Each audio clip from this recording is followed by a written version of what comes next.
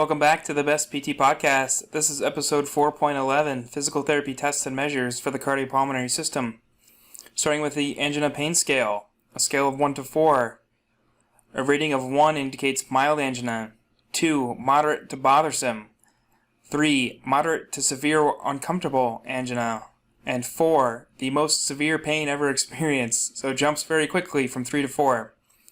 The ankle brachial index, or an ABI, compares systolic blood pressure from the arm, or brachial pressure, to the ankle in order to assess peripheral artery disease.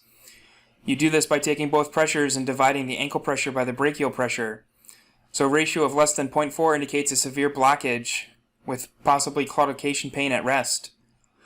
A ratio of 0.4 to 0.79 indicates moderate blockage. The patient may have claudication just with exercise. A ratio of 0.9 to 0.99 indicates a mild blockage. A ratio of 1 to 1.3 is normal or no blockage. And a ratio greater than 1.3 indicates rigid arteries, so peripheral artery disease may still be present. Arterial blood pressure. So remember to use the right size cuff. You should not have to hold the Velcro shut on a larger patient or wrap it around itself a bunch of times on a smaller patient. Make sure you have multiple cuffs available.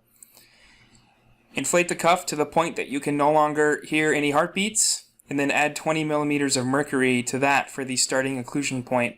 Do not ask the patient, what's your blood pressure normally, and then wing it from there. Korsakoff sounds. The first Korsakoff sound, or K1, is the first appearance of heartbeats when reducing pressure with a blood pressure cuff. This is the systolic blood pressure. K2 is when beats become longer and softer. K3 is when beats become louder and more crisp. K4 is when beats become muffled and soft. And K5 is when beats disappear completely. This is the diastolic blood pressure. Interpreting blood pressure in children, they're classified by percentiles, not actual measurements. So normal in children is when systolic and diastolic blood pressure are less than the 90th percentile. And then not normal is anything greater than the 90th percentile for their age. In adults, less than 120 millimeters of mercury for systolic and less than 80 millimeters of mercury for diastolic is considered normal blood pressure. Auscultation of the heart. For the procedure, the listening over the aortic area occurs at the second intercostal space at the right sternal border. The pulmonic area occurs at the second intercostal space but at the left sternal border. The mitral valve area, the fifth intercostal space, medial of the left midclavicular line. In the tricuspid area, the fourth intercostal space, the left sternal border. Interpreting heart sounds. The S1 heart sound is the lub sound. This is the bicuspid and tricuspid valves closing, indicating ventricular systole. It should be a high frequency, low pitch, long duration sound. S2 is the dub sound. This is the semilunar valves of the pulmonary artery and the aorta closing. This indicates ventricular diastole. These should also be high frequency, but should be high pitch and in shorter duration than S1. S3 heart sound is called physiological heart sound. It is normal in children but abnormal in adults. Also called a ventricular gallop due to the possibility of heart failure in adults. And finally, S4 is an abnormal heart sound in everyone. It is vibration of the ventricular walls with filling, indicating hypertension, stenosis, or a heart attack. This is also called an atrial gallop. Auscultation of the lungs. So a procedure for anterior listening spots. They include the midclavicular point distal to the clavicle, medial and superior of the nipples, distal and lateral to the nipples, and along the mid-axillary line. For posterior positions, begin at the medial superior scapular border and follow the scapula down to the mid-axillary line. Interpretation, normal breath sounds. Tracheal and bronchial sounds are loud, tubular sounds heard over or near the trachea. Vesicular sounds are high-pitched and breezy, heard over the distal airways.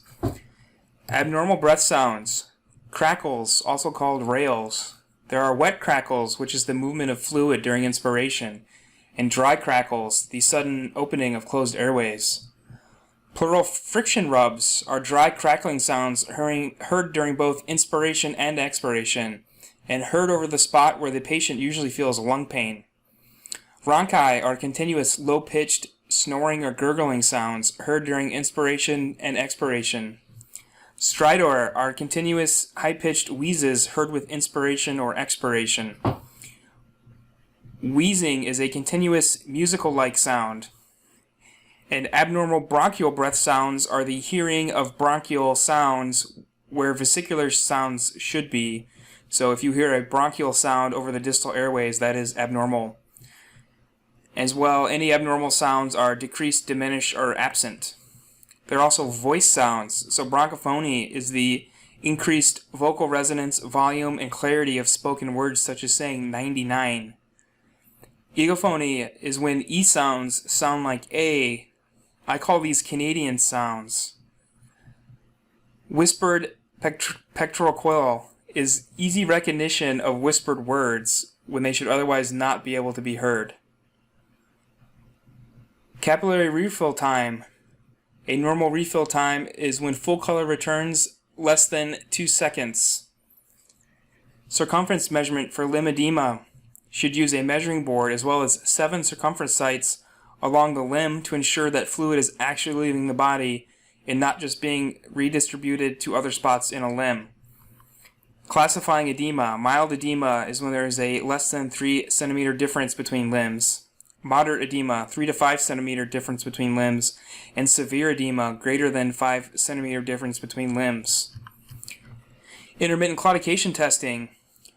The procedure: a patient can walk on a flat surface at maximum speed or walk on a treadmill at 2 miles an hour with varying grades.